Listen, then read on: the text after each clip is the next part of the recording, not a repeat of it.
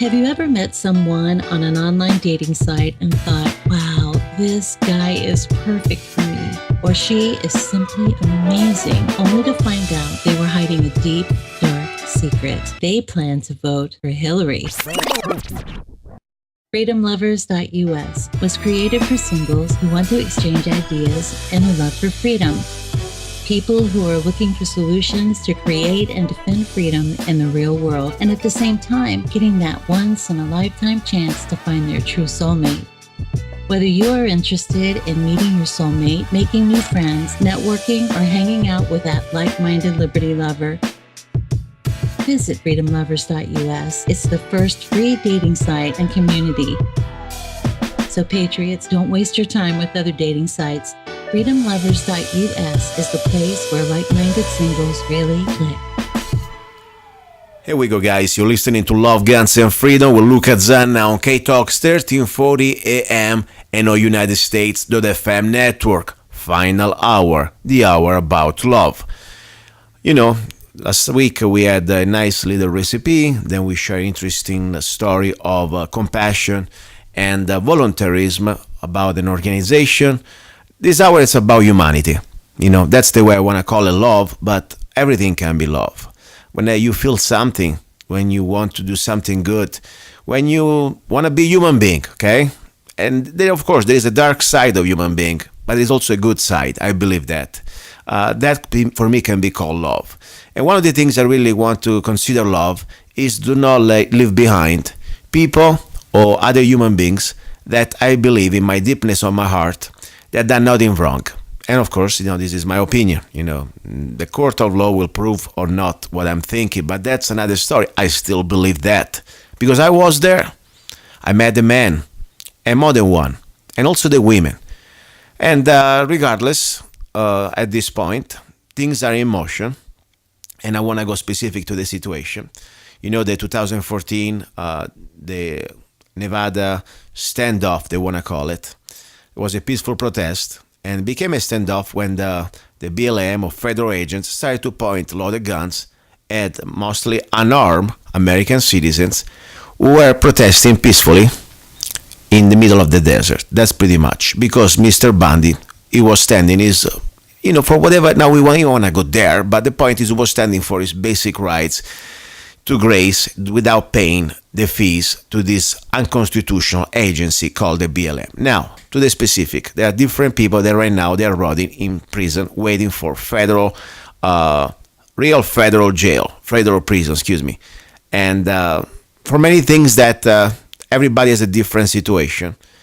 Some they've been dismissed, at least one, Mr. Pete Santilli, we talked about last Sunday, and also some other people that are still facing these charges. One person that I had on my show a few times, several times, keep me updated and also keep me informed. And to you also, guys, was Mr. Eric J. Parker from Idaho. I met Eric in person that day, 2014, in the middle of the Nevada desert. And, you know, the media used to call him the sniper. Okay, now, I give you my version. Of course, everybody can agree or disagree with me. That's not the story. First of all, technically, it wasn't a sniper. It wasn't having any type of crosshair, any type of scope, any type of high-precision rifle or anybody. Honestly, their snipers were on the other side. That's a fact. Documented. Some of them also lost their job because they were doing comments. You know, they couldn't wait to squeeze the trigger on some of us. And I say some of us because I was there as member of the media. I didn't have any guns on me, but I was there peacefully exercising my First Amendment. Now, Mr. Eric Parker, when he saw, and this I give you my chain of event, just to refresh you what I went according to my eyes as a witness. When people that were there tried to approach this barricade, this gate controlled by the BLM or whatever agents they were, they started to point loaded rifle at us, or at least at the people. Most of them, they were regular, average American. Men, women, older, younger. Even some I've seen also some babies walking around with their parents. And when I saw, and that was, by the way, the first person that really denounced that, what are you doing? Are you going to kill us? Was that famous reporter, and I forgot his name, of Fox News. And I say, thank God he was there with his big camera. It looks like a legit media. That's what they normally government a little concerned about the big media. The small media, normally they don't care. Independent media, they try to put us in discredit mode. But when they saw Fox News, hey, how is possible? You pointing loaded guns at unarmed Americans? You cannot even do that on the borders. If you do that at illegal aliens, you're going to get probably sued. Seriously, that's what happened. But, on Americans, it's fine. So people like Mr. Parker, what he did when he saw that they draw the first gun on us, he said, wait a second, you can't do that. According to, if you were a regular person, if you didn't have that uniform, you have the right to defend yourself. That's the bottom line. Now, not just because, in my opinion, you have a uniform, you are God, you're above the basic rule of law that, you don't start to point loaded guns at unarmed people that they're not even committing any violence or endanger anybody else. So anyway, Mr. Parker with few others, I guess, or at least I know Mr. Parker, he somehow, in a sign of, hey, wait a second, don't do that, because if you shoot at them, you may have repercussions. We have the God-given right to defend ourselves. Okay? So anyway, he went there, almost 1.5 years passed by, and guess what? Then, bang, the FBI got him. And he's still rotting there in Nevada prison, waiting for trial. Now, I had his wife last time, a few months ago, tried to do whatever I could to at least bring awareness. Okay, as I said, don't believe me, don't believe her. Do your researches, and then you decide if that's okay that an American man without any type of previous record, criminal record, a father, a working man, without, even if, let's say, allegedly committed a crime, nobody was harmed. He didn't rob any bank. He didn't rape any child. He didn't kill anybody. They want to charge him, and I think they still want to charge him for 100 years. I think the rapist behind the corner or the bank robber, he would get out probably with 5 years. Seriously. 100 years with no really physical crime to try to, let's say, according to his opinion and my opinion and maybe many others' opinion, but still, in self-defense, when somebody pointed a gun at you, you have the right to say, wait a second, I'm not here a victim. I have the right to defend my life and to defend the life of other innocent people. So anyway, regardless, things are moving forward. Now, I have back his wife, Andrea Parker, and I know, by the way, that some of you guys... BLM, FBI, whatever, the Justice Department, you listen to this show. That's fine. That's fine. I'm glad. I hope. Maybe we can learn each other. Maybe you can learn from whatever we really think here. I have no agenda. I wish you were siding with the people. More important, I wish you sided with justice. Forget about the people. If you really want to put 100 years somebody in jail, start with Hillary Clinton. That's the reality. Because we have no more law. Andrea Parker, are you there? Yes, I am. Okay, please, I want to give you the floor. Go straight with updates. What's going on? What happened exactly on Saturday in Nevada, Pahrump? On Saturday, I was actually able to travel down to Pahrump, Nevada, and we had a little protest outside of the Southern Nevada Detention Center where my husband and many other of the political prisoners are being held. It was a peaceful protest. We had some tents because it was awfully hot, and we had an interesting visitor from a green Mojave rattlesnake, and we sat out there. And I do have to say that their guards were out there sitting with us as well, and they were very polite to us. And it was a good time had by all. No issues. The sheriff of the town of Pahrump, Nevada, even came down and took pictures with Carol Bundy herself. Wow, interesting. And so the idea was something's happening. At this point, last time we talked, we were in preparation for trial. Is the trial already happening for Eric and many of the other guys that are there? No, we are still waiting. The date for the trial is supposed to be February 2017. And the guys all right now, their biggest fear is that when we get closer to that date, they're just going to move it back. A lot of them said that the lawyers haven't even really started working on the case very much, and the guys are forced to do a lot of the work on the case on their own in the law library. Meanwhile, we want to remind that almost all of these people, they were denied bail.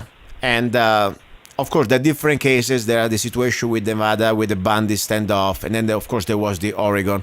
But the point is, with many of these people, I think almost all of them, they've been spending almost 1 year in jail, and for after all, nobody was hurt. There was not really a physical crime. They can allege that there was some sort of insurrection or whatever you want to say, revolution, or pointing loaded guns to federal agents still, but there was no crime. And the point is sad that meanwhile they already destroyed few lives out there. Because when you leave your family and your job for almost 1 year, and you're still innocent until proven guilty. That's the reality we're supposed to remember, everybody. You agree or not with Eric or whatever, doesn't matter. It was denied this basic right, my opinion, of due process. First of all, they are really taking their damn time to go to trial. This is not a speedy trial. And more importantly, why they are rotting in a prison. Not exactly the best place. Any updates directly from Eric? How is it doing? Did they offer him any deal? Did he get any deal or any plea guilt? They did offer him a plea deal. His plea deal was for 10 years. 10 years. And he said, no, thank you. Wow. He has good friends in there. Scott Drexler also got a deal for 10 years. Yeah. And they thought that's crazy. Yeah. Are Scott and Eric, I remember Scott because I met him there too. I took a photo with both of them. Are they calling? I mean, they can talk to each other. They are close to each other in the same facility? Yes, in the facility that they're in, it's actually a corporate prison. And so their bunk situation is a giant room, like a cafeteria room, yeah, with bunk beds all the way down it. And it has 100 people in it, so there's no privacy. Gee. They're just all on bunk beds. The only thing that's good is that they all have each other. So Eric Parker, Steve Stewart, Scott Drexler, and Todd Engel, they're all together. Yeah, because I was thinking about an environment like that. For a person that normally he doesn't have that type of experience every day. Okay, we're talking about law-abiding people, and I know that Eric, at least I can speak for Eric, correct me if I'm wrong, he never had experience with the law, okay? He's a law-abiding person. So it's not like you grow up in that type of environment and you are in jail and day after day, It's kind of a rough place. They are evil people out there. I would even feel comfortable to sleep in the middle of the night or even just to lay down in a moment, lay my back to somebody else. I mean, what's going on? Did they tell you anything dramatic or something that unfortunately could happen in a situation like that? Actually, yes. They had a stabbing inside of the pod. Gosh. And like I said, there's no real rooms or places for people to get away, so they're kind of open to that whole situation. Yeah. And, don't get me wrong, there are people out there that are psychopath, period. Evil is evil. And they like just to single out. And I wouldn't be surprised, and this is just my conspiracy theory, of course, then maybe, you know what? When you are in prison and you're already a hardened criminal, you may find some sweet deal. Why don't you go there and provoke that person? Why don't you go there and knock him down, maybe? Just to give him some extra pain and misery so they will really get a deal and maybe they may get a better place. Seriously, this is the evil people from both sides, not just the people rotting in jail. I think the real criminals right now are on the other side. And this is me talking, by the way. Don't take it on Mr. Parker or Mrs. Parker. Because I said before, after what we faced, what we witnessed just the last few weeks on this travesty of justice is dead in America. It's selectively enforced. When we have a woman, I say a devil, like Hillary Rodham Clinton, running around for president, where she should really be spending, at least facing a jury in a trial, and many other people, they probably did not even a tenth of what she did. We would probably spend 20, 30 years. We know now that we don't live anymore under the rule of law. That's an illusion. The rule of law is selectively enforced and it's just for us, regular slaves. So that's the reality. 100 years. To face 100 years or 10 years deal for a man for a crime, that wasn't really any type of. First of all, before even we go to the crime part, there was not even a victim. Okay, seriously. So, and now, of course, not even if we remember that everybody's innocent until proven guilty, why we should keep these people that they still need to find their day in front of a judge with the real criminals out there? I mean, that's, for me, they already condemn you. I mean, that should be, I think, almost another facility. If you are not guilty yet, you should be treated with a little more respect and little more safety. Don't you think I'm right on this one? I mean, this is for me already punishment. Forget about being processed or not. Yeah, I do fear for him while he's there. So at this point, what do you think, when the next day that we're supposed to hope for? Anytime soon? Well, right now we started some petitions that can help his case. We have a petition out that is for a congressional investigation into the BLM and their actions leading up to and the days of the Bundy Ranch. Mm-hmm. I feel if we started looking into what they were doing, how they were preparing, and what they did the day of the Bundy Ranch, that people would understand that my husband was not the aggressor in the situation. Yeah. None of the protesters were the aggressor in the situation. Listen, I was there with my own eyes. Honestly, I have no agenda. My agenda is just to report the facts. Yes, I have my opinion about the BLM that shouldn't even exist in our constitution, and we know. But before even we go there, forget about all this situation with the grazing rights, no rights. Talking about from a perspective of what if tomorrow I walk in the street and I see that out of the blue, people that exercise in the First Amendment, and you have a bunch of people with uniform and helmets and dressed like ninja boys pointing loaded guns at me. I don't care if they are BLM, aliens from Mars, whatever gods they think they are. They're still human beings. They still should somehow obey and comply with the natural laws, and the law that you don't point a loaded gun at somebody that is there exercising peace for the First Amendment, unless that person is doing something that could be really dangerous to your life. And I didn't see any imminent danger. I mean, that for me would be brandishing right there. There would be somebody pointing a loaded gun at you. They should go to jail. Then, of course, somebody like Eric say, wait a second, can do that. We have the right to defend ourselves. And that's all that ended up. But, of course, they took their time. They didn't really arrest them immediately with the other. They waited for the Oregon situation to go out of control there, too. Now, what do you think Mr. Bundy's and other people that pretty much, everybody has a different story there. Bundy's still there with the Sons. Pete Santilli was discharged or everything in Oregon. Are you following the situation with Mr. Santilli? I am, actually. He is now in the same area as my husband in Pahrump, Nevada. Mm-hmm. Because he was released from Oregon trial.